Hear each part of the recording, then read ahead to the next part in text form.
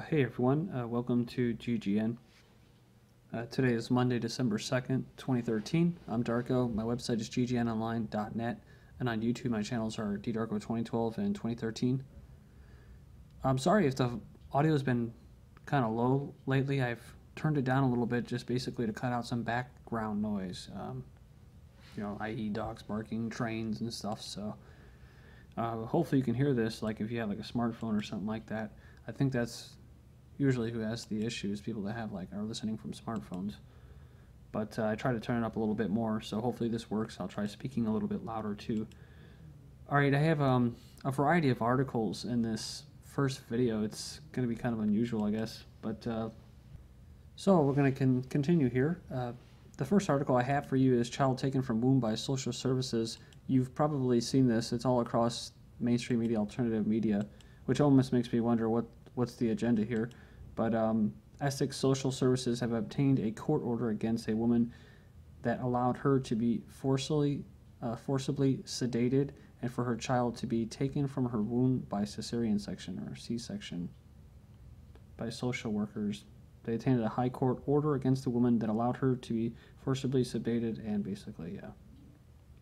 The council said it was acting in the best interest of the woman, an Italian who was in Britain, there goes the dog barking, at a work trip because she had suffered a mental breakdown.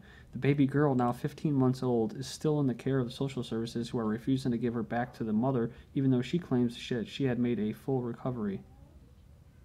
They claim that even if the council had been acting in the woman's best interest, officials should have consulted her family beforehand and also involved Italian social services who could be better placed to look after the child.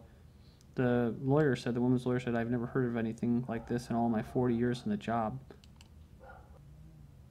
And I cover this just like I cover the euthanasia articles for a reason, because I think that's where it's eventually will lead to. Everything, I mean, it'll be forced, but it'll be through coercion, and they'll call it voluntary consent. Similar to the Amish family who's now fleeing in order to avoid getting forced chemo. We'll get to that article here in a few minutes. In China, a baby box plan for unwanted newborns causes stir. It's almost funny the way they worded it, a baby box. A Chinese city's plan for a baby box where parents can anonymously leave their unwanted infants is proving controversial, but this has been going on for hundreds of years, people leaving infants on the doorsteps of churches and stuff, so. But, yeah, it is a little dehumanizing, but I think the West picks up on articles like this to do anything to demonize anyone else and keep the attention off how their own country or company is oppressing their own people or workers. I see that a lot. A good example is RT. RT does it all the time. I mean, they'll cover articles that, yes, some are good, but a lot of times they'll do anything that takes attention off them, off the regime there, which is the economic elite regime. So if you could take all the articles from all these different alternative media, mainstream media, and put them together, you get somewhat of a picture of what's going on. So on social media, they're warning that the box will encourage irresponsible parents to give away their unwanted children. Well, it probably will, just like legalizing things like abortion will probably encourage people to do it. Suicide prevention classes, you'll see people will actually kill themselves afterwards. So sex education, earlier and earlier, you see then the rates go up. So some people would say this is about depopulation. Well, I'm still going to hold to the theory that they like a decent amount of populated, or a decent amount of people to work, basically to drive down wages, until everything goes automated through robots and computers. Until that happens, they need to have low wages, and many people provide that. And back to China. Chinese give birth in the United States to secure benefits. They call it birth tourism. I never heard of it before, but I knew U.S. industry is booming with Chinese women. The birth tourism industry. Many are flocking to America each year to give birth. The move confers citizenship on newborns, which opens up a range of benefits for foreigners. I guess that's just like what happened with Mexicans, except now it's China. Who retracts claim of Greeks This is crazy. WHO retracts claims of Greeks injecting themselves with HIV to receive welfare benefits. Originally, they posted this as truth or something, but they were forced to issue an apology on Tuesday after the reports that claimed that these Greeks were deliberately infecting themselves with HIV in order to claim welfare benefits of up to almost $1,000 per month. They blamed an editing error for a false claim. So, a 10-year-old Amish girl with leukemia and her parents have fled their home in Ohio, leaving the country at one point so that she wouldn't be forced into resuming chemotherapy treatments, the family's attorney said Wednesday. The family has been fighting a hospital in court for months after the parents decided to halt the treatments because they were making the girl sick. They left their home in Ohio just days before the state appeals court appointed a guardian in October to take over the medical decisions. Wow. They don't want Sarah to be taken away, so they believe the leukemia is treatable, but say that she will die without chemo. So the family decided to stop chemo and treat Sarah with natural medicines such as herbs and vitamins. The court said the beliefs and convictions of her parents can't outweigh the rights of the state to protect the child. It says that when these disputes, or while these disputes are rare, they most often come up when a parent objects to the treatment because of religious belief or because they want to use natural medicines instead of chemo.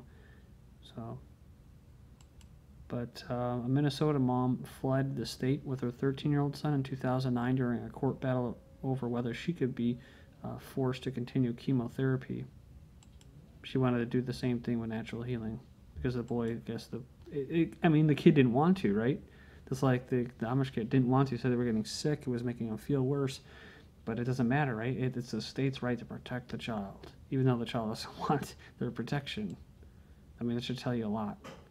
About 4. I saw this article, I was going to cover it, and then I wasn't going to cover it because I didn't like how it was covered by this site, which they sometimes have good articles, but then sometimes, it's kind of religious based. So that's the angle they took it about. Just live your life no matter how miserable you are. But at the same time, it's they'll be the ones that say pull the plug, and talking about when you're in a coma. So I didn't know how to take this article, but they're talking about this mom in Switzerland offering to sell her house or anything that she would to support her daughter who wanted to basically kill herself. She had cystic fibrosis. She had been living with it for 30 years or something like that. And so this is my point. It's like if she wanted to go, that's cool and everything. But my biggest concern is euthanizing people and calling it consensual and voluntary. So, but it's about making money off people to the day they die. I mean, why should you have to sell your house or something? Why would you have to spend so much money and be in so much debt to put somebody out of their misery? I don't understand. And then when somebody wants to just get off chemotherapy, get out of those hospitals that are making a crap load of money off experimenting on people, through radiation and all that treatment, they won't let you. They'll force you. I mean, I know a lot of people are about burying their loved ones and stuff in the ground, but like I mentioned before, it seems like there may be some truth into the idea of your soul being trapped here instead of say cremation. And you think about, I thought about that when I was a kid about, if everybody just constantly buried, eventually there would be no more land to actually bury anybody or live. As they say, God isn't making more land. It's a lot of money. It makes it even more money or more profitable to have some kind of burial site. I mean, the funerals itself, they're a lot of freaking money. Moving on here, a DHS agent cites private medical history to deny a Canadian entry into the U.S. for depression. The U.S. Customs and Border Protection agent cited private medical history, a mental illness episode, as the reason to deny a wheelchair-bound Canadian woman into the U.S. But they will allow the open flow of migrants and refugees of countries that have been bombed by them. So I think that's part of the agenda. And then they'll go back to, like, say, Syria, and then they'll they'll be cutting out hearts and eating lions and stuff, as we'll get to it right here. Syrian rebels so desperate for food they kill and butcher lions from Damascus Zoo, and they just go back and forth. So, and then the West and all that, they support this. That's in this article right here. Arab League report provides evidence CIA, MI6, Mossad behind violence in Syria. I covered this in the summer, almost at the end of June, almost July. CIA and the U.S. military operatives are training rebels in Turkey and Jordan. So we know that they're training them. My point is that they're supporting this barbarism that's going on. Kingdom of Saudi Arabia, Mossad operating with the terrorists in Jordan. This is what the Syrian Deputy Foreign and Expatriates Minister said. He said that Mossad signed an agreement with terrorist groups in Syria in which these groups pledged to protect Israel's border. These are the same terrorists that are fighting the Syrian government. Israeli intelligence and electronic warfare units are active in Syria. So the Israelis have made a reconnaissance map or maps, pictures of the Syrian army positions to the attacking force, which was launched from Jordan under the leadership of coordinated intelligence, Saudi Arabia, the U.S., and Israel. And it basically goes on there and talks about how they got their asses kicked. So, Dutch special forces and military intelligence operatives double down in Mali. The Dutch military is planning to deploy a team of dozens of military intel operations and operatives in Mali in the coming weeks, part of a UN peacekeeping mission charged with stabilizing the terror-afflicted northern part of the country. So it's like I said, wherever they want to recolonize, Al-Qaeda will show up, aided by them, so they can get rid of them. Really what they're doing is they're getting rid of the actual resistance, the grassroots resistance in those areas. Besides attack helicopters and special forces troops, they're admitting that the UN Blue Helmets will be engaging in the business of spying. And then over to Asia and the China Sea and that, we've had some incidences with, China declaring a defense zone, basically a no-fly zone. Japan or U.S., whatever, flying through it, which I think China made the defense zone so that planes that normally fly through it, like South Korea and Japan or U.S., would be on it. So of course they had the thing all in the media about the Chinese jets tracking or following them. Advanced U.S. Navy patrol planes arrive in Okinawa, Japan. P-8A Poseidon reconnaissance aircraft arrived in Japan. So it says here that in response to this B-52s flying over U.S. ones, China sent its sole aircraft carrier to the South China Sea, forcing the Obama regime to advise its commercial airlines to abide by China's newly declared air defense zone, even though the U.S. government has not recognized it. The U.S. advice to its airlines reflects fears that rising tensions could escalate into a real conflict in which the government in the U.S. Would have to intervene on behalf of allied Japan, which may just play into their interest anyways, their plans.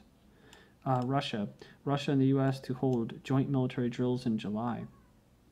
It's dubbed Atlas Vision 2014, held in the Urals, and then of course you have Central Military District troops also carrying out an exercise with kind of like, I guess it's SCO, but Chinese troops in Kyrgyzstan. And the mafia in Japan's becoming the Goldman Sachs with guns. Apparently they used to be just extortioners and loan sharkers, but with membership falling as police ratchet up a crackdown, experts say the Yakuza are branching far outside their traditional business into everything from insider trading to funding business trips. Mexican drug cartels now make money exporting ore, so they're looking into ore mining. Before they moved into oil theft, pirated goods, extortion, and kidnapping, consuming, whatever. But like I said, I think that they basically is the Mexican government, and you can say the same for Japan. It's like you can say the same about the Jewish mafias in Europe and the U.S. or North, where the money from the drug cartels actually flows through those banks, big banks, to launder the money. Japan has a plan to supply all the world's energy with a power plant on the moon. It's a simple plan. They want solar panels 400 kilometers or almost 250 miles wide, running around the equator. China to launch a moon rover, their first ever moon rover mission on Monday. They say it's a major milestone for their space program, and they want to create a permanent space station by 2020. I covered using the ocean as an energy source, the currents, before. You can type this in, atmospheric electricity powers small motor, and check out this 8-minute video. Thank you.